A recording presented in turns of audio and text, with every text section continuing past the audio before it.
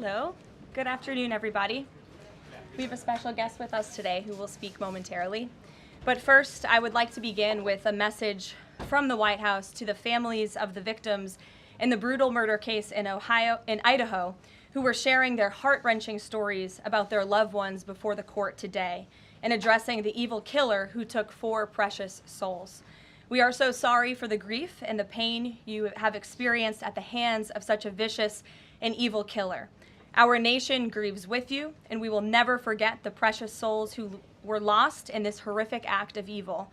If it were up to the president, he would have forced this monster to publicly explain why he chose to steal these innocent souls. May God bless and watch over everyone affected by this unimaginable tragedy, especially the parents who lost their children. Let me begin with a few scheduling items off the top. Later this afternoon, President Trump will deliver the keynote address at the Winning the AI Race Summit here in Washington, D.C. President Trump believes it is non-negotiable that the United States wins the AI race, which is why today, President Trump will announce a bold and comprehensive AI action plan to sustain and enhance America's global AI dominance. Under President Trump's leadership, our country will lead the world in AI to secure a brighter future for all Americans, massively grow our economy, and protect our national security. The president will also sign 3 executive orders at the event this afternoon. On Friday morning, President Trump will travel to Scotland for a working visit that will include a bilateral meeting with Prime Minister Starmer to refine the historic U.S.-UK trade deal. On the topic of trade, yesterday, President Trump accomplished something no other president has ever achieved. The president secured and announced 3 major trade deals with the Philippines, Indonesia, and Japan, all in one day. President Trump is finally putting a stop to our country getting ripped off.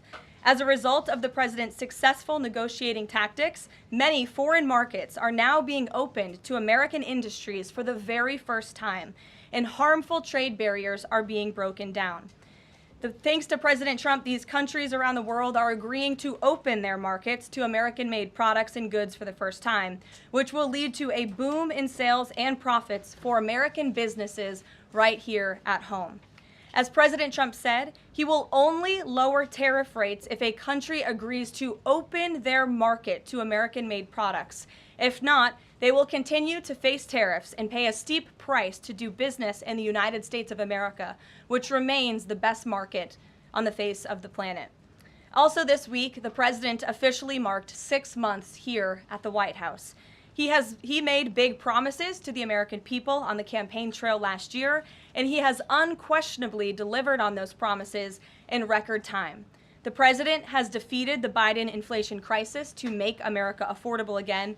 Core inflation is currently at its lowest level in 4 years, and prices for everyday goods are falling.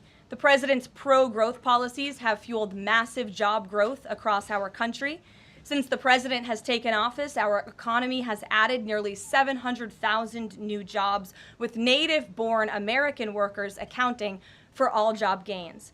The president has put the economic needs of families and of workers first. He signed the largest tax cuts for the middle class in American history, including no tax on tips, overtime, and Social Security. We have also seen the president unquestionably deliver on his promise to secure our southern border. He has ended Biden's illegal alien invasion, and for 2 months in a row, 0 illegal aliens were released into our country. The president has also, as you all know, initiated the largest mass deportation campaign in American history. The president has also restored law and order to make America safe again, another campaign promise he vowed to the American public. The United States of America is currently on track for its lowest murder rate on record, following this shift from the last administration to the Trump administration. The president has also ended Joe Biden's reckless war on American energy. U.S. oil and natural gas production are now surging, and summer gas prices reached their lowest level since 2021. The president has also rebuilt our military, another campaign promise. He just signed the largest military investment in decades to modernize our armed forces with cutting-edge technology to replenish our stockpiles and provide American troops with the best equipment in the world. The U.S. Army, Navy, Air Force, and Space Force have all reached their recruitment goals months in advance.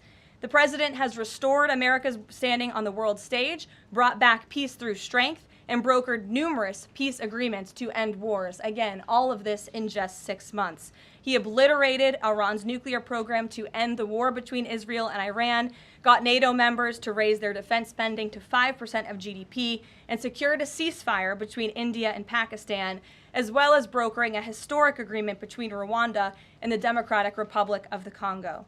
The president has already received 3 different Nobel Peace Prize nominations for his peacemaking efforts. Again, all of this progress, all of these accomplishments have occurred in just 6 months. We are truly just getting started, and we look forward to working with all of you for the next 3.5 years. On another matter, over the past few days, Director of National Intelligence Tulsi Gabbard has unveiled shocking new evidence that former President Barack Obama and top aides in the Obama administration conspired to subvert President Trump's 2016 election victory and undermine the democratic will of the American people. While publicly pretending to engage in a peaceful transfer of power, in private, former President Obama went to great and nefarious lengths to try to sow discord among the public and sabotage his successor, President Trump. The new evidence released by the Director of National Intelligence, who is here with me today, confirms that the Obama administration manufactured politicized intelligence, which was later used as the justification for baseless smears against President Trump in an effort to try to delegitimize his victory before he even took the oath of office. The truth is that President Trump never had anything to do with Russia, and the Russia collusion hoax was a massive fraud perpetuated on the American people from the very beginning. And the worst part of this is Obama knew that truth, and so did all of the other corrupt officials involved in this scam, including former CIA Director John Brennan, former Director of National Intelligence James Clapper, former FBI Director James Comey, former Deputy Director Andrew McCabe, and many others. Director of National Intelligence Gabbard's report further confirms what we already knew. There was no collusion, no corruption, except on the part of Barack Obama and the weaponized intelligence agencies at the time. The Russia hoax was a blatant lie, all ginned up by Democrat political operatives that were signed off on by then President Obama and leaked to the news media to launch a years-long witch hunt against President Trump and his first administration.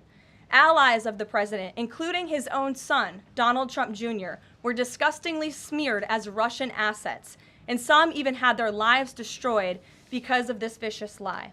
The president's first 2 years in office had this fake distraction hanging over it, and endless resources, time, and political capital were spent having to debunk these lies from the highest levels of our government. Now, nearly 10 years later, thanks to the declassification of documents by Director Gabbard, the truth has finally come to light. And this truth vindicates President Trump, his family, and his many allies and associates who were smeared with defamatory lies. President Trump was right from the beginning about all of this, and we are grateful that justice can be served. Now, we have even more damning evidence implicating those who tried to sabotage a duly elected president and did grave material harm to our republic. Thanks to additional important work done by CIA Director Ratcliffe, Committee Chairman Rick Crawford over the past few months, a newly declassified 2020 report prepared by the House Permanent Select Committee on Intelligence, which DNI Director Gabbard has declassified, found that the intel community did not have any direct information that Russian President Vladimir Putin wanted to help elect President Trump in 2016. And in fact, Russia was actively preparing for a Hillary Clinton victory. But at the unusual direction of Barack Obama at the time, the intel community published implausible intelligence suggesting otherwise. Why? To sabotage the incoming president. This is truly one of the greatest political scandals in American history. And reporters at legacy outlets, some of which are sitting in this room today, like the New York Times and the Washington Post, were ridiculously awarded Pulitzer Prizes for their perpetuation of this hoax.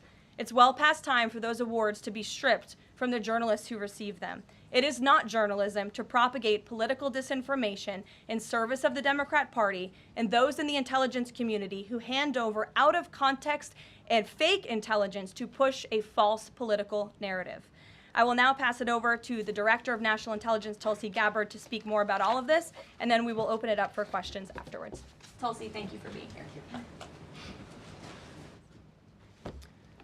Thank you very much. Good afternoon. At President Trump's direction and with the support and coordination with the House Intelligence Committee Chairman Rick Crawford, today we've released a declassified Oversight Majority Staff report that was produced in September of 2020. The stunning revelations that we are releasing today should be of concern to every American. This is not about Democrats or Republicans. This has to do with the integrity of our democratic republic and American voters having faith that the votes cast will count. There is irrefutable evidence that detail how President Obama and his national security team directed the creation of an intelligence community assessment that they knew was false. They knew it would promote this contrived narrative that Russia interfered in the 2016 election to help President Trump win, selling it to the American people as though it were true. It wasn't. The report that we released today shows in great detail how they carried this out. They manufactured findings from shoddy sources. They suppressed evidence and credible intelligence that disproved their false claims. They disobeyed traditional tradecraft intelligence community standards and withheld the truth from the American people.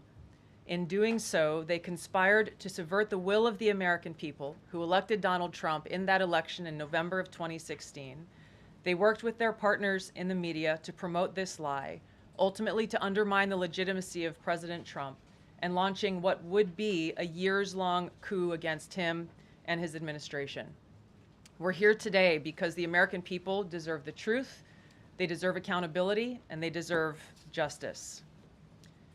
The records that we released on Friday that were ODNI records, Senator Chuck Grassley's release on Monday of what is known as the Clinton Annex, which was an appendix to the Department of Justice Office of Inspector General's 2018 report, as well as the House Intelligence Committee's majority oversight report that we're releasing today, all come back to and confirm the same report. There was a gross politicization and manipulation of intelligence by the Obama administration intended to delegitimize President Trump even before he was inaugurated, ultimately usurping the will of the American people. I'm going to go over the key findings from the House Intelligence report, which investigated the claims that were made by an intelligence community assessment ordered by President Obama and published in January of 2017. First, Putin's principal interests relating to the 2016 election were to undermine faith in the U.S. democratic process, not show any preference of a certain candidate. In fact, this report shows Putin held back from leaking compromising material on Hillary Clinton prior to the election, instead planning to release it after the election to weaken what Moscow viewed as an inevitable Clinton presidency. In the January 2017 intelligence community assessment that President Obama ordered, John Brennan, who was CIA director at the time, and the intelligence community intentionally suppressed intelligence that showed Putin was saving the most damaging material that he had in his possession about Hillary Clinton until after her potential and likely victory. The report goes into great detail about the information that Russia and Putin had on Hillary Clinton, which included possible criminal acts like secret meetings with multiple named U.S. religious organizations in which State Department officials offered, in exchange for supporting Secretary Clinton's campaign for the presidency, significant increases in financing from the State Department. They also had documents that showed the patronage of the State Department to State Department employees who would go and support Hillary Clinton's presidential campaign. There were high-level DNC emails that detailed evidence of Hillary's, quote, psycho-emotional problems, uncontrolled fits of anger, aggression, and cheerfulness, and that then Secretary Clinton was allegedly on a daily regimen of heavy tranquilizers. Then CIA Director Brennan and the intelligence community mischaracterized intelligence and relied on dubious substandard sources to create a contrived false narrative that Putin developed a quote-unquote clear preference for Trump.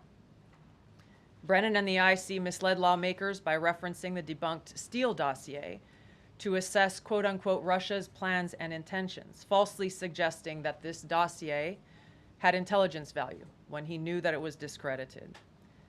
The intelligence community excluded significant intelligence and ignored or selectively quoted reliable intelligence that contradicted the intelligence community assessment's key findings on Putin's alleged support for Trump. Including this intelligence reporting would have exposed the ICA's claim as implausible, if not ridiculous. The intelligence community assessment omitted reliably sourced information, such as how some Russian intelligence officials were quote-unquote planning for candidate Hillary Clinton's victory, while others assessed neither Trump nor Clinton would respect Russia's interests. As was reflected in the ODNI documents that we released on Friday, multiple intelligence community assessments released in the months leading up to the November 2016 election concluded that Russia had neither the intent nor capability to impact the outcome of the US election. On December 5th of 2016, the FBI and ODNI gave the House Intelligence Committee its first post-election classified briefing, in which there was no mention of Putin aspiring to elect Trump by either agency. The Presidential Daily Brief, drafted on December 8th of 2016, stated that no Russian or criminal actors impacted vote counts. This document was pulled just hours before it was to be published due to quote-unquote new guidance. If it had been published, it would have been briefed to both President Obama and President-elect Donald Trump. On December 9th, 2016, a National Security Council meeting was called to gather President Obama's senior national security officials, which included CIA Director Brennan, then Obama DNI James Clapper, Susan Rice, and others. Following that secret meeting, DNI Clapper's assistant sent an email to the intelligence community with the subject line, POTUS tasking on Russia election meddling, tasking ODNI leaders to create a new assessment per the president's request. The House Intelligence Committee oversight report that we released today reveals that, quote, unlike routine intelligence community analysis, the intelligence community assessment was a high-profile product ordered by the president, President Obama. It directed senior intelligence community agency heads and created an intelligence community assessment limited to just 5 analysts using one principal drafter. This is not something that occurs in the normal path of producing an intelligence community assessment that reflects the views across the intelligence community. The production of this intelligence community assessment was subject to unusual directives directly from the president and senior political appointees, especially the former director of the CIA, John Brennan. The House Intelligence Committee oversight report also shows how later that same day, on December 9th, Brennan ordered the publication of quote-unquote substandard reporting on Russian activities, which had previously been withheld from publication of prior assessments because the information was judged, quote, to have not met long-standing publication standards.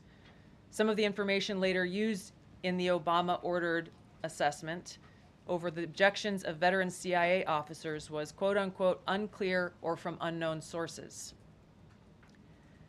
The Intelligence Committee's oversight report reveals that CIA Director Brennan overruled senior CIA officers who challenged the Obama-ordered intelligence assessment, stating, quote, we don't have direct information that Putin wanted to get Trump elected. Yet, the Obama-directed assessment was published on January 6, 2017, which explicitly stated, quote, we assess Putin and the Russian government aspired to help President-elect Trump's election chances when possible by discrediting Secretary Clinton and publicly contrasting her unfavorably to him, end of quote. The CIA and FBI, then led by John Brennan and James Comey, expressed high confidence in this judgment, while the NSA expressed moderate confidence. Yet, as the report we released today shows, the ICA, the Intelligence Community Assessment, did not cite any report where Putin indicated helping Trump win was an objective. The opposite is true. With regards to the Steele dossier, we now know that one of the source documents that the Obama administration used in the creation of this intelligence assessment in January of 2017 was none other than the discredited, unverified Steele dossier. The House Intel report states, quote, contradicting public claims by then CIA Director Brennan that the dossier was not in any way incorporated into this intelligence assessment. The dossier was referenced in the intelligence assessment's main body text and further detailed in a 2-page Assessment Annex. John Brennan lied, and he denied using this dossier in this intelligence assessment that President Obama ordered because he knew it was discredited. It was a politically motivated, manufactured document. He directed senior CIA officials to use it anyway. CIA officer told the House Intelligence Committee staff as they investigated this, quote, "The director of the CIA, John Brennan, refused to remove it, and when confronted with the dossier's many flaws, responded, quote, 'Yes, but doesn't it ring true?'" Even the bipartisan Senate Select Committee on Intelligence report published in 2020 criticized the FBI's handling of the Steele dossier, noting its completely unverified nature and purposeful sidestepping of intelligence community procedures in its use. Now, President Obama, Hillary Clinton, John Brennan, James Clapper, James Comey, and others, including their mouthpieces in the media, knowingly lied as they repeated the contrived narrative that was created in this January 2017 intelligence community assessment with high confidence as though it were fact. John Brennan, as CIA director, stated in a memo to his agency staff in December of 2016, saying, quote, "There is strong consensus among us on the scope, nature, and intent of Russian interference in our presidential election." This was reported by NBC News, confirming that Brennan, along with James Clapper and James Comey, agreed with the CIA's assessment that Russia intervened to help Trump win the presidency. As Obama's Director of National Intelligence, James Clapper was tasked with overseeing the creation of this assessment in January of 2017 by President Obama, and he expressed confidence in its findings. In a 2018 interview with the Harvard Gazette, he talked about how he provided Trump with the same classified assessment that President Obama received, which included the high confidence judgment that Putin directly ordered the hacking and election interference. Clapper then went on to add, "I think they, the Russians, actually influenced the outcome." This is a brief summary of the details that you'll find within the House Majority Staff's report in their investigation into the Obama-directed January 2017 Intelligence Community Assessment. That leads us to the very same conclusion that we announced in the release of our documents on Friday. The implications of this are far-reaching and have to do with the integrity of our democratic republic. It has to do with an outgoing president taking action to manufacture intelligence, to undermine and usurp the will of the American people in that election, and launch what would be a years-long coup against the incoming President of the United States, Donald Trump. Thank you. Well, thank you, Tulsi. And we do want to take questions on this topic while the director has time for this topic. She will leave. I'm happy to take questions on other matters after that. But if anyone has questions for Director Gabbard, you're welcome to ask them. We'll start with our new media seat as always. Emily, go ahead. Thank you. And Director Gabbard, this one is for you. Do you believe that any of this new information implicates former President Obama in criminal behavior?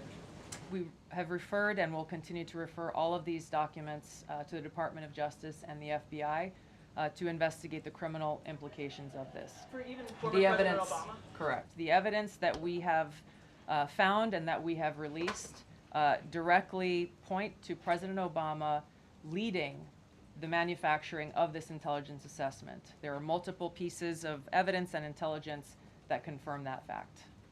Ed, go ahead. Director Gabbard, thank you. So just in, two questions, but to begin on that. The President yesterday, you've inferred that the former President helped lead a coup. Based on what you now see, do you believe President Obama is guilty of treason? I'm leaving the criminal charges to the Department of Justice. I am not an attorney, but as I've said previously, when you look at the intent behind creating a fake manufactured intelligence document that directly contradicts multiple assessments that were created by the intelligence community, the expressed intent and what followed afterward can only be described as a years-long coup and a treasonous conspiracy against the American people, our republic, and an attempt to undermine President Trump's administration. The Senate Intelligence Committee spent several years looking into this and unanimously agreed in a bipartisan fashion, Secretary of State Rubio was a member of that committee, that there was no political interference. There was a years-long Justice Department investigation into this as well that also concluded no political interference. So help us, from a 50,000-foot level, explain, what do you now have that refutes those two Sure. conclusions? I will encourage you, in my role as the Director of National Intelligence, my job, again, as I said when I came into this role, was to make sure that we are telling the truth to the American people and that we are ensuring that the intelligence community is not being politicized. So I'm not asking you to take my word for it. I'm asking you and the media to conduct honest journalism and the American people to see for yourself in the documents that we've released now, close to 200 pages, that point in multiple references, multiple examples, to include comments that have been made by senior intelligence professionals, who are some still working within these agencies today, that confirm the conclusions that we have drawn, that President Obama directed an intelligence community assessment to be created to further this contrived false narrative that ultimately led to a years-long coup to try to undermine President Trump's presidency. And it's your belief John, that go those ahead. two previous investigations missed that or covered it up? I'm telling you to look at the evidence. Look at the evidence, and you will know the truth. John. Thanks, Caroline. Thanks, Director Gabbard. You declassified these documents, if I'm not mistaken, Friday of last week, correct? We released them on Friday of last week, the first tranche, yes. This isn't the first time that President Trump has been president of the United States. He was president from 2017 to 2021. Couldn't the prior DNI under President Trump have declassified these documents? And why didn't that DNI do that at that time? I can't speak to what happened there. There were several DNIs under the first Trump administration. President Trump faced many challenges from those who were working in the government who sought to undermine his presidency. That's been clearly detailed. What I can speak to is the fact that this was one of the first things that we started to investigate here within this Trump administration and have released the results upon the conclusion of our investigation. And then my second question has to do with what intelligence agencies around the world have said about Russia, that they have tried to influence elections in the United States, in France, in Germany, in the UK. Do you disagree with that? Do you believe that Russia is a bad actor as it relates to trying to influence elections? I'll point back to the intelligence that President Trump has ordered declassified, that we have declassified and released, that the intelligence reflects Russia's motives were to try to sow discord and chaos within the U.S. election, which is a clear distinction from showing a preference for or against a specific candidate, which is what the Obama manufactured intelligence document alleges, that Russia preferred Donald Trump and tried to help Donald Trump get elected. Again, going back to the most important point here, with the intent to undermine the legitimacy of President Trump's election and therefore subvert the will of the American people who chose to send him to the White House. Reagan. Thanks, Caroline. Director Gabbard, Reagan Reese with the Daily Caller. You laid out that the documents revealed that the Obama administration did not publish a December 2016 presidential daily briefing that demonstrated that Russia did not steal the election. Trump was receiving these briefings at the time because he was president-elect. Are you of the view that that information was kept out of the briefing because then President-elect Donald Trump would have seen it? I don't have any documents that speak to exactly what the new guidance was that was given as the reason for pulling that document, which, by the way, still has never been published until we released it last week, Friday. One could assume that they didn't want President Trump to see a document that came from the intelligence community that would contradict the Russia hoax narrative that began through the Hillary Clinton campaign with the Steele dossier. One more. Maybe either for you or Caroline. The president said yesterday that Obama committed treason. Do you or the White House believe that the Supreme Court's immunity decision protects Obama from prosecution? Look, I can speak to the president's feelings on this matter. He spoke to all of you yesterday in the Oval Office, but I also spoke to him about this morning. And he wants to see all those who perpetuated this fraud against our country, who betrayed our country and the Constitution, to be thoroughly investigated and held accountable. And it's been 10 years of this. And I would just add, based on everything the director has said and declassified, all of you in this room should go through it and take a look at this report and review the intelligence, because unfortunately that hasn't happened. And many of the people who perpetuated this hoax, Clapper, Andy McCabe, James Comey, and many others, have been hired by major networks in this room to go on television and continue to spew these lies, knowing that they are lies. And if you all recall, just flashback to 2016 and the years after, the entire Trump 1 presidency was embroiled in this scandal that was perpetuated by the Democrat Party. And you had major Democrat Party officials in this city, namely Adam Schiff, Hillary Clinton, Elizabeth Warren, who went on television and told the American people, Donald Trump is an asset of Russia. It was a lie. They always knew it.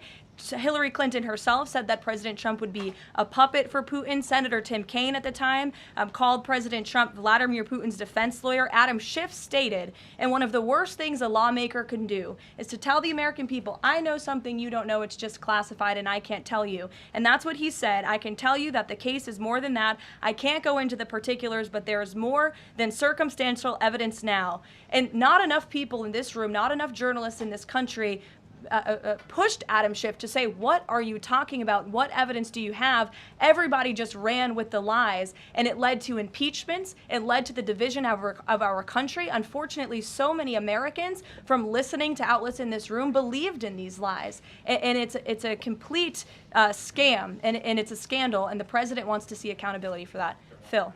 Thank you. Question for Director Gabbard. A spokesperson for former President Obama said in a statement earlier this week, quote, nothing in the documents issued last week undercuts the widely accepted conclusion that Russia worked to influence the 2016 election but did not successfully manipulate any votes. How do you respond to critics like former President Obama and also others on the Hill who say that the administration is conflating apples and oranges here, conflating allegations of actual hacking of voter machines and allegations of interference generally? I think it's a disservice to the American people that former President Obama's office and others who are criticizing the transparency that is being delivered by releasing these documents. They are doing a disservice to the American people and trying to deflect away from their culpability in what is a historic scandal and negative action towards the American people and our democratic republic. The answer to that statement can very clearly be found throughout all of the documents that we have released. Again, showing that Russia has took action to try to sow discord in the election, but showed no preference for or against any singular candidate. You've long been an opponent of weaponization in government. How do you respond to criticism that referring Obama administration officials and even potentially the former president is just more weaponization and this is a potential race to the bottom? I think that's a very disrespectful attack on the American people who deserve the truth. They deserve to have faith and trust in the integrity of our democratic republic, which has been undermined by President Obama through his direction of this manufactured fake intelligence document, knowing that it was filled with lies and knowing that it would and could then be used for all of the actions that came after. Karoline? And I would just add, there needs to be accountability for that weaponization, Phil, that we've seen. And no one has been a victim of the weaponized government more than President Trump, not just because of this political scandal. You all recall his house was raided.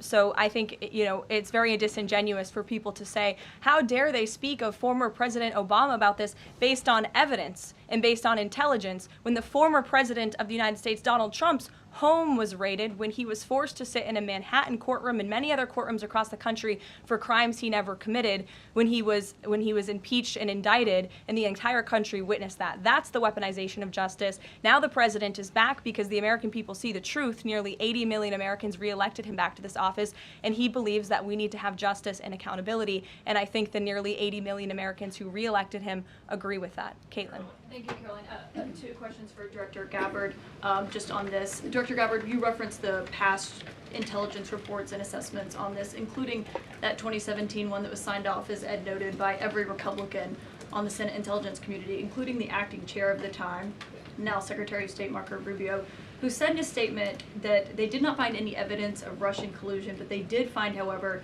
is very troubling, and they found irrefutable evidence of Russian meddling. One, are you saying that he's wrong in that statement that he made then? And secondly, what would you say to people who believe that you're only releasing these documents now to improve your standing with the president after he said that your intelligence assessments were wrong? Well, first I want to correct something that you stated, which was citing the Senate Intelligence Committee's report as being one and the same. I think you said the intelligence community. The Senate Intelligence Committee has a very different function than the Office of the Director of National Intelligence. The evidence and the intelligence that has been declassified and released is irrefutable.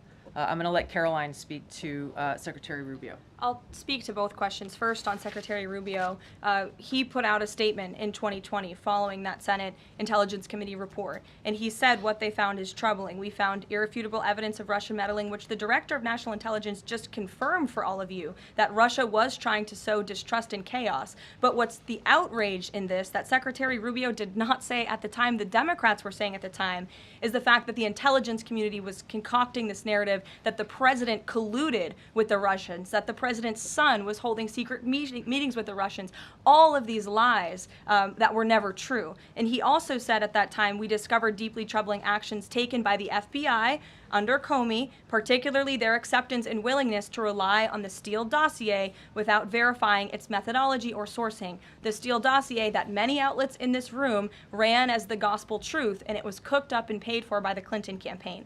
As for your second question, Caitlin, I think who is saying that she would release this to try to boost her standing with the president? Who has said that? Well, the president has publicly undermined her when it came to Iran. He said she was wrong. He told me that she didn't know what she was talking about. That was on Air Force One on camera. The only people who are suggesting that the Director of National Intelligence would release evidence to try to boost her standing with the president are the people in this room who constantly try to sow distrust and chaos amongst the president's cabinet, and it is not working. I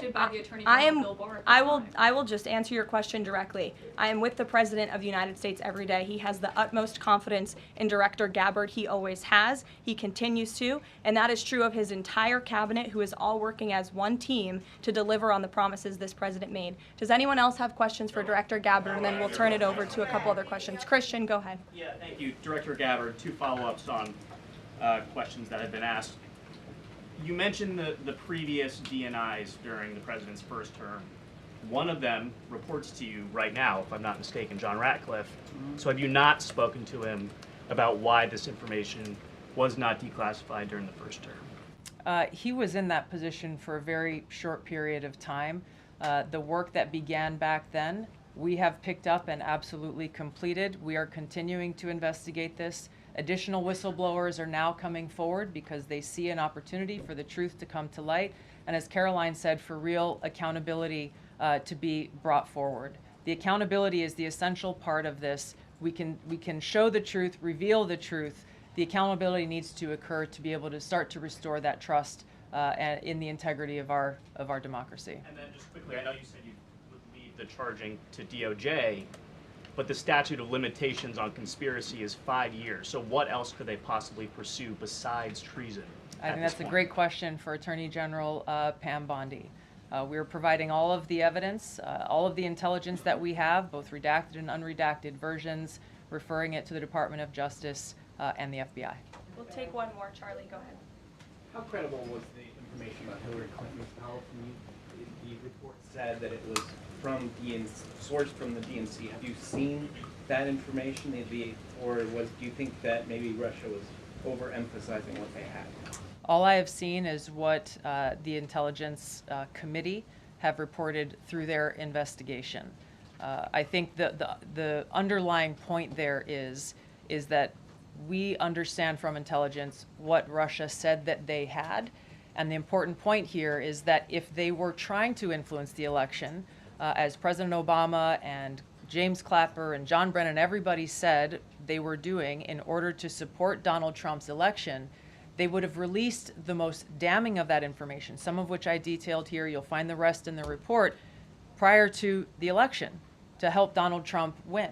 They specifically withheld what they had on her, the most damning information, because they thought that she would win the election. They had plans to release it just prior to her inauguration to, again, sow discord and chaos in America. And if I may, on Jeffrey Epstein, can you rule out that he was connected in some way to any kind of intelligence, either foreign or domestic?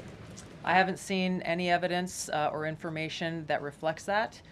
If anything comes before me that changes that in any way, support the president's statement loud and clear. If any credible evidence comes forward, he wants the American people to see it. Great. Director Gabbard, we thank you for Thank your you. time today. I know you're a busy woman, Thank so you. we'll let you get out of here, but thank you so much. Okay. I know there's many issues going on today across the world and here at home. If you have any other further questions, I'm happy to take them. Ed, why don't you go ahead? Yeah, thank you, Caroline. So the Japan trade deal, is that Japan trade deal the start of this number of trade deals that the Treasury Secretary says we're going to see by August 1st? I think it is. I mean, as you said, we had Japan yesterday. We also had Indonesia, and we had the Philippines as well. The president announcing all three. He came in as the closer in all three of those. I've said many times from this podium that the president's trade team has been in active talks and discussions with many countries around the world, and you've all been anxiously awaiting what those countries were. Now you know three of them, and there's many, many more to go. We have now sent 25 letters to countries around the world. But just to reiterate this Japan deal, for those at home who may have missed it, Japan will now pay a 15% tariff versus the reciprocal rate of 24% that they initially had. Auto and auto parts tariffs have been reduced to 15%, but the centerpiece of this deal now is the president got Japan to commit to $550 billion in investments to revitalize American industries. And these funds will be spent at President Trump's discretion and direction into key industries such as energy, semiconductors, critical minerals, pharmaceuticals, and shipbuilding. And the U.S. will retain 90% of the profits from any investments made by this $550 billion fund. This was originally a $400 billion investment that President Trump then negotiated to an increase of $150 billion, making it a $550 billion deal for the American people. And I just want to emphasize, Ed, I see you have a follow-up, but it's very important. Japan has agreed to open their markets to many very key sectors in American-made products that have really faced very strict tariff and non-tariff barriers prior. So thanks to the president, Japan's markets will now be open to American-made products and goods. This is big news for our tech companies and our farmers as well. On Monday, the Treasury Secretary is going to Stockholm to talk to the Chinese delegation. What does the president hope to get out of that meeting? Are there deliverables? I won't speak to any deliverables or set expectations. I'll let the Secretary of Treasury do that. But I did speak to him yesterday about his upcoming trip, and he looks forward to continuing discussions with his Chinese counterparts. The president has ensured that we have a good continuing working relationship with China that benefits the United States. And so the Secretary of Treasury will be obviously discussing those key matters, but I'll let him set the expectations. One more, if I may.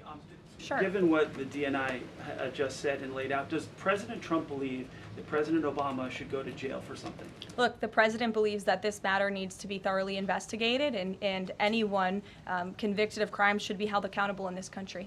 Go ahead.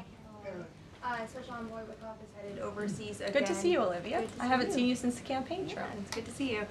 He's headed back overseas. Can you give us a sense of what the marching orders are to some of the people he'll be meeting with, and specifically as it relates to Gaza and ongoing talks there? Yes, Special Envoy Wickoff is headed to Europe, where he will meet with key leaders from the Middle East to discuss the ongoing ceasefire proposal to end this conflict in Gaza and to release the hostages. These are very sensitive negotiations that are currently taking place. I spoke to Special Envoy Wickoff last night about them. I will let him speak further on the matter, but the President and Special Envoy Wickoff has made the administration's goals clear. We want this ceasefire to happen as soon as possible, and we want these hostages to be released. Go ahead. Caroline, A Florida federal judge has refused to allow the Epstein grand jury materials to be released. Does the president want the administration or Department of Justice to appeal that ruling? That was just breaking as the director and I were coming out here, so I haven't had a chance to talk to the president about it. I understand there are 2 other requests from the Department of Justice that are ongoing, but I'll let this president speak to whether he wants to see an appeal. And the Department of Justice, I'm sure, can give you a statement on that as well. And is he supportive of the effort to talk to Ghislaine Maxwell? I know that Todd Blanchard mentioned that earlier this week. The president spoke to this yesterday, and he said he thinks it's an appropriate idea. Kelly. What is the accountability that you would like to see if this current president is the one who brought the case to the Supreme Court and Chief Justice Roberts made clear in his opinion that a sitting president's responsibilities in office cannot lead to prosecution, immunity? So what is it the President Trump wants regarding President Obama, given that fact? And the special counsel at the time, Durham, when that Supreme Court matter was not in effect, could have charged anyone and did not. So on those 2 points, how do you respond? Look, the president has made it clear that he wanted these documents to be declassified. He wanted the American people to see the truth, and now he wants those who perpetuated these lies and this scandal to be held accountable. As for what accountability looks like, as the director said, it's in the Department of Justice's hands, and we trust them to move this ball forward. But you would agree Stephanie. President Obama cannot be charged based on that immunity? Again, I'll leave that to the Department of Justice. Stephanie. In light of the Japan deal, are sectoral tariffs now up for negotiation with trading partners? And in a similar note, are these negotiators asking for investment funds, sort of like what Japan had agreed to? As for sectoral tariffs, I understand that the president continues to be in talks with our Secretary of Commerce. We have made commitments on various sectoral tariffs, as you know. The Department of Commerce has initiated studies to then move forward with implementing those sectoral tariffs. So I would defer you to them for further comment. Meredith. I wanted to ask if the White House has any update on the Commerce Department employee who's been detained or banned from exiting China, and if there are any efforts to get him out. I can assure you and the American people that the administration is actively monitoring the situation and engaged, but typically we don't comment on individual cases like this as we are sorting them out. Sure. Yes. Behind you, Dr. Harper, sorry. Go ahead, to the lady sitting down in the blue, yes. Thanks, What's your name? Caroline. What's your name? My name is Caroline also. Caroline Boda with the Center Square. Great. So Republicans in the Senate today said that they are pulling back on legislation to impose sanctions on Russia after the president said he wants to act unilaterally. Can you elaborate on what the president intends to do? Look, the president has been in very close communication with his friends in the Senate, particularly Senator Lindsey Graham, on this issue. But the president has always maintained, he's the commander-in-chief and the president for a reason, and he has been deeply involved in this conflict since the beginning. And so any decisions that are made with respect to sanctions, the president wants to reserve that authority and that right to himself. Jasmine. Thanks, Caroline. 2 questions for you. The first on AI. Does President Trump support federal agencies contracting with Elon Musk's AI company? I don't think so, no.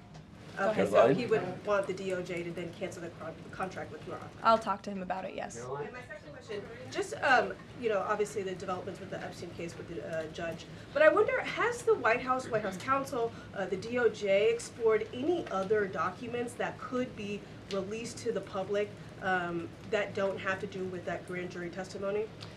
To my knowledge, the Department of Justice has moved forward with the request to unseal that grand jury testimony, and as you know, they have also moved forward with interviewing Ms. Maxwell, which I believe will be taking place very soon. Go ahead. Sure. Thanks, Caroline. I have a question about Paul Ingracia, the OSC nominee who faces a Senate committee hearing tomorrow. Tom Tillis said that he wouldn't vote for Ingracia if a vote came to the Senate floor. 24 worker advocacy groups have said that they don't support his nomination. What is the White House planning to do to sort of turn the tide or convince legislators that they should vote for him? The White House is always in communication with members of both the Senate and the House, and we stand by the president's nominees. Sure. In connection with the Mueller investigation, a grand jury indicted 13 Russians. President Putin has said he will never extradite those men. Given the new information that Ms. Gabbard has found, What's the administration's position on that case? Should those charges be dropped? I don't have an update for you on that case, but I'll check in with the National Security Council and our team will get you something. Sure. Thank you so much. So Fannie Willis and Jack Smith separately, they both charged President Trump with conspiracy to defraud the United States and a conspiracy to overturn the 2020 election.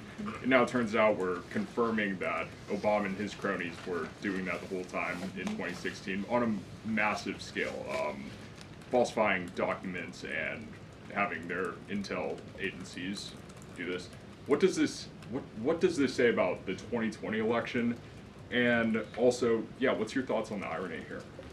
There is a lot of irony, especially for the party of the Democrat Party, who claims to be for democracy. We often heard throughout the 2024 campaign they were calling this president a threat to democracy.